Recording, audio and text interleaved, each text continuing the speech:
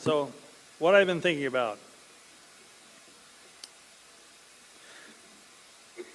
Well, colleagues and friends, I really wish to use this opportunity to speak to you about two related issues that have captured my attention for some time as I'm thinking about my responsibilities in this new position. The first are strategic issues for engineering that could have significant impact on the country's future. And the second is about a plan for celebrating the NAE's 50-year anniversary, 2014. That's for the pin that you have received in your packet, is a pin celebrating this 50-year anniversary. The Academy's 50-year kicks off actually today and culminates at the end of 2014. It's a kind of 15-month year. As I get older, these longer years have some advantage. Our celebration of the 50th anniversary is really scheduled, though, for the 2014 annual meeting. You will discover that there is a role for you in this celebration should you choose to seek it.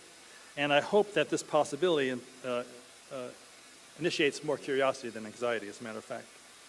So let's talk about these strategic issues.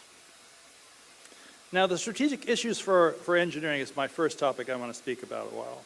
In China, there's a saying that when a person assumes a new position, he must light 3 fires. So for my 3 fires, I have been thinking about these 3 strategic issues that are shown there: talent in the engineering workforce, globalization and the global role of the NAE, and the visibility and understanding of engineering. How these familiar issues are resolved will affect the course of engineering. Consequently, I'm striking these matches today in hopes of combustion. So let's say a few things about talent. The first match is to talent in the engineering workforce, which is normally not mentioned when we discuss our national preparedness and engineering. The numbers of engineering graduating from our universities, the numbers in the workforce, even the numbers out of the workforce, are used as surrogates for engineering workforce preparedness. However, the presence of engineers and engineering talent are not equivalent. In a recent NRC study on the future of Department of Defense workforce needs, both the industry and government leaders providing input to the committee affirmed that the available talent in the workforce was a problematic issue for both industry and government. If need for talent and the value placed on talent are high, talent in engineering deserves priority attention. If the society depends on engineering talent for its future, ensuring a talented engineering workforce should be a national priority. However, I do not see that talent is afforded priority attention at all. Now, the numbers of engineering graduates, according to 2012 National Science Board, the percentage of engineering degrees among all undergraduate degrees in the United States is 4%, among the smallest national percentage in the world. So for a sense of scale, the average percentage of engineering graduates across key Asian countries, India, Japan, China, Taiwan, South Korea, Singapore, is 23%.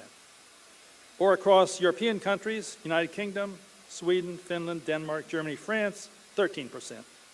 So in short, the percentage of engineering graduates among all graduates is 1/3 of the European average and 1/6 of the Asian competitor average. Recruiting talented international students over the past half century, mostly at the graduate level, has contributed greatly and remarkably to the U.S. engineering and has compensated for this deficiency in undergraduate degree numbers. The large numbers of first and second generation Americans who found startup companies really attest to this conclusion.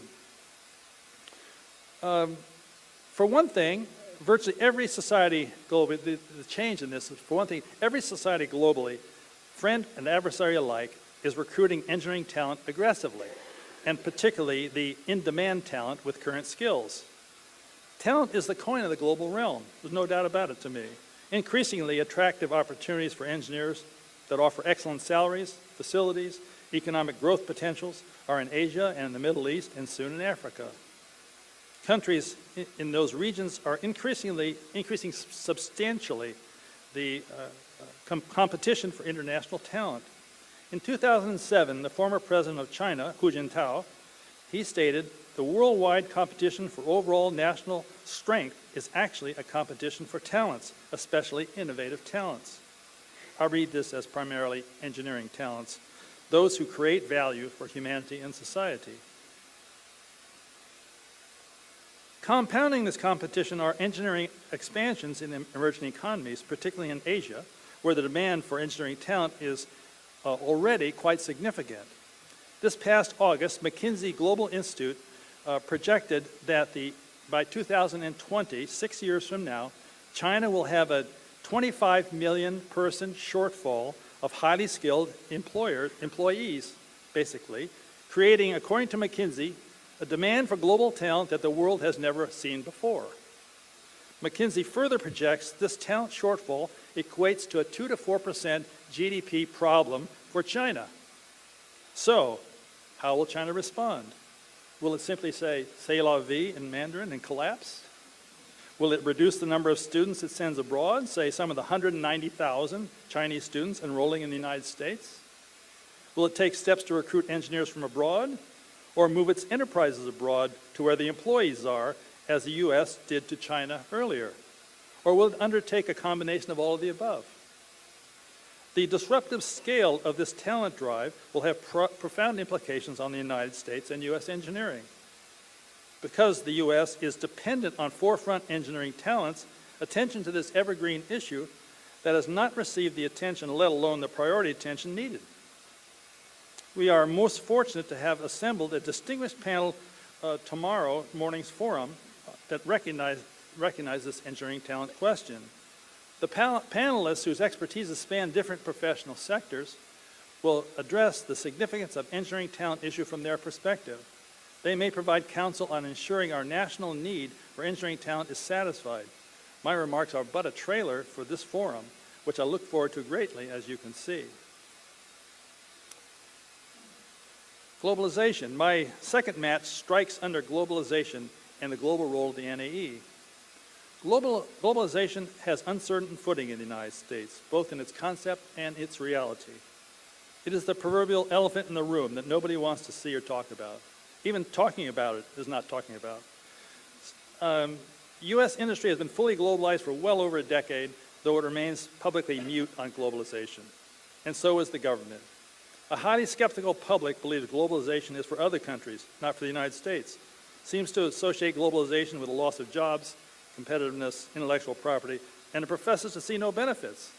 Consequently, the foundation for our national global policies, and those of a direct importance to engineering, is more made of quicksand than concrete. Still, the NAE is moving actively in a global perspective, which I endorse strongly. I have long believed that every university student should have a global perspective derived from personal experience in other cultures prior to graduation. This is the world that our next generation engineers will live in, work in, and make a better place, and it is globalized. Two NAE programs in particular are pushing the global reach of the Academy. They are the Frontiers of Engineering and the Global Grand Challenges. The Frontiers of Engineering, the founding of our Frontiers of Engineering program led quickly to interest from abroad in creating bilateral Frontiers of Engineering symposia. Now we have bilateral Frontiers programs with Germany, Japan, China, India, and the European Union, and a new one with Brazil scheduled for 2014. The participants in these symposia, half chosen by the NAE, half by the partner academy, all become alumni of our Frontiers program, who now number about 4,000. In a literal sense, the Frontiers are leading the NAE to the global frontiers of engineering and attracting the global engineering leadership of tomorrow. This is an important effort and central to the mission of the NAE. The Grand Challenges for Engineering program, initiated under President Bill Wolf, was here today, and implemented under Chuck Vest, is also an attractor of the global engineering community and is an expander of NAE's global reach. The Grand Challenges led to the first collaboration by the National Academies of the United Kingdom, People's Republic of China, and the National Academy here in the United States in sponsoring the first Global Grand Challenges Summit in London this past March. 2 years hence, the Chinese Academy of Engineering will host the next Global Grand Challenges Summit, and the NAE will follow. The Deans of Engineering at Duke and USC, Tom Katsouleas and Yanis Yotzos, and the president of Olin College, who we'll hear later on in this meeting, Rick Miller, have taken leadership on many of the Grand Challenges activities, and they established the Charles M. Vest NAE Grand Challenges Engineering Innovation International Scholarships to recruit international graduate students to the United States for a year's Grand Challenge study. The Grand Challenge Symposia are leading the NAE globally, attracting international attention to the challenges and catalyzing meaningful international partnerships. The expanding role of the NAE is a consequence of the many globally connected engineering issues at the forefront of our attention, such as climate change, food and water supplies, environmental degradation, and so on. The engineering talent question has also global consequences. And while every country is organized to serve its national engineering needs, who is responsible for engineering-related things in that grand space outside of and across countries? Who can convene the expertise and possess the credibility required to lead engineering policy studies and make recommendations for that space? The major national academies are well positioned to increase their technical roles in these global domains on behalf of their countries and global society. I mean, if not they, who would you wish to do it? Now, as I prepare to strike my third match under visibility and understanding of engineering, I can telepathically feel you thinking, what more can there be to say about understanding engineering? Haven't we talked about this for decades? My answer to that is, oh my, yes, have we? But please let me give it a try. Our academy is the National Academy of Engineering, not the National Academy of Engineers. This is a distinction with a difference. About 25% of our members have no degree in engineering, and many of them don't even describe themselves as engineers. Yet they do engineering at an extraordinary standard, such an extraordinary standard, in fact, that they were elected to membership in the NAE. The activity engineering is clearly defined, while the person, the engineer, is self-identified. I'm an engineer because I say so. The essence of engineering is creation. Engineers create, or to paraphrase the late Theodore von Karman, engineering creates what never was. But the unfailingly confused public repeatedly asks, what is engineering? What do engineers do? I'm completely confident that all of you have been asked this question many times, essentially forever. Our academy and every major engineering society I know of has dedicated extraordinary efforts to answering this question. But most of us likely agree that the understanding achieved has been as yet modest. Our answers often rely on common engineering practices like designing airplanes as exemplars. Engineering becomes associated with the exemplars given and not with the essence, creation. The public finds it difficult to grasp that essentially everything it sees that isn't growing out of the ground or dug out of the ground is engineering. Engineering is too ubiquitous to be seen. How can engineering be simultaneously everywhere and invisible? But apparently it is. Today, even what's growing out of the ground is likely to be engineering too. So no matter how the exemplars are chosen, they represent a de minimis few of all engineering creations, especially considering that the overwhelming majority of them have yet to be realized. Representing the essence of engineering as things rather than creation maintains the public confusion about engineering. First, the use of things to describe engineering reinforces the incorrect idea that things are the essence of engineering. Second, the value proposition for engineering is its creative contributions serving the welfare of mankind and the needs of society, which clarifies that things are the vehicle and they are not the destination for engineering. So when speaking about things, of course, what we do is we show them the trees and we hide the forest. The distinction is important to the next generation who are interested in serving people and serving society.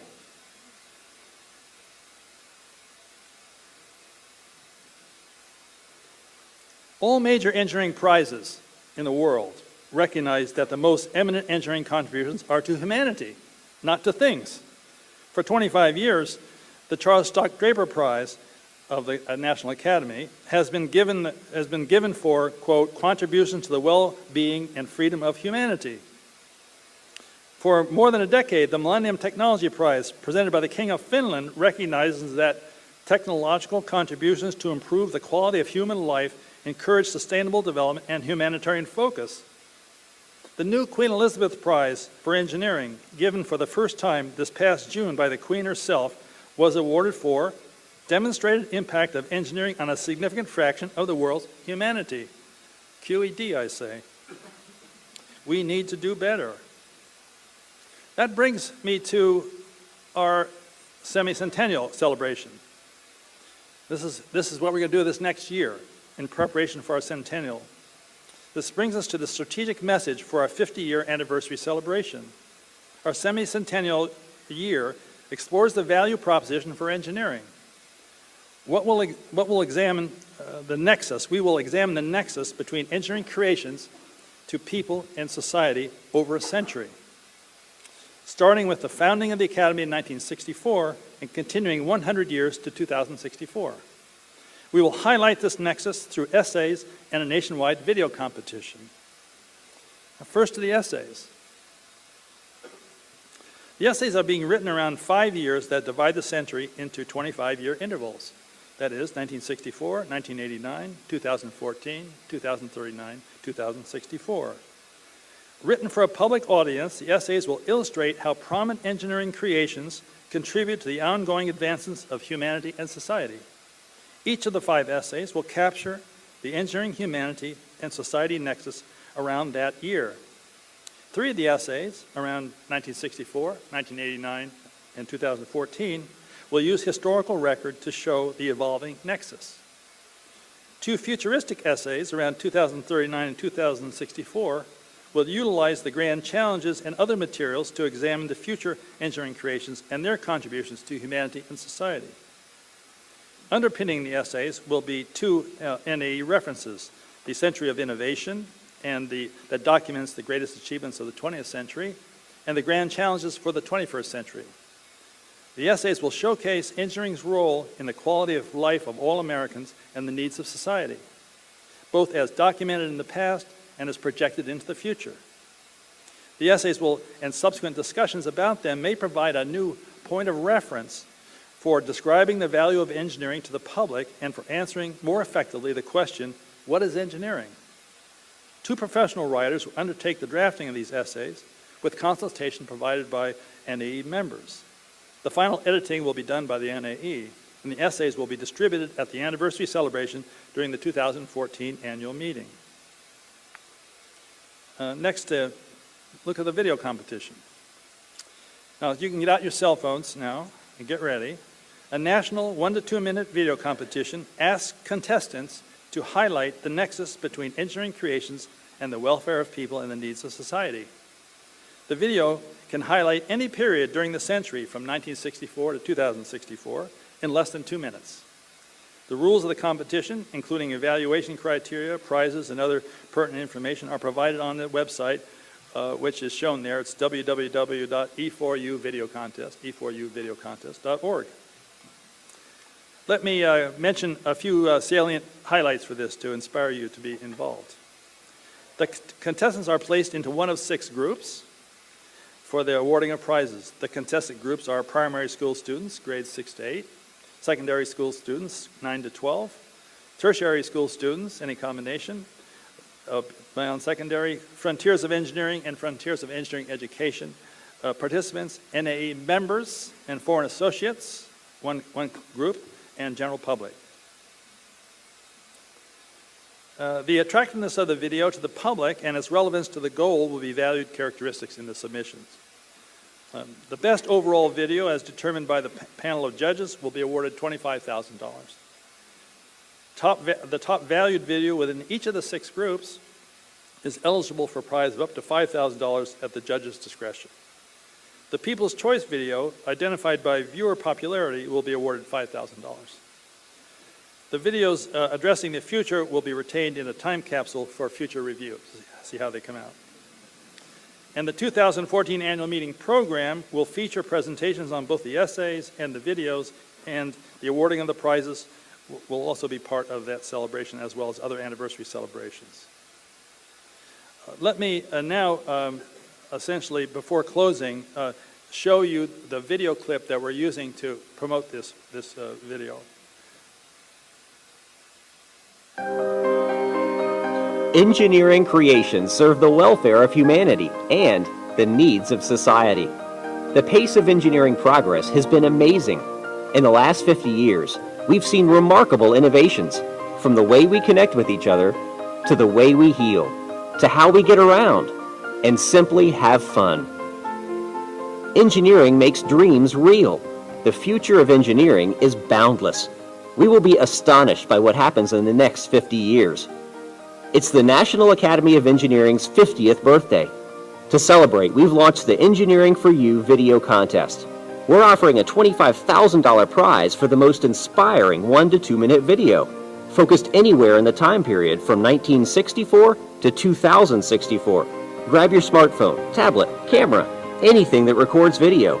Rev up your creativity and show us how engineering innovations advance human welfare, address the needs of society, and inspire you. To learn more about the contest, go to www.e4uvideocontest.org. Have fun! The world is waiting to see your work. I hope you're revved up on that.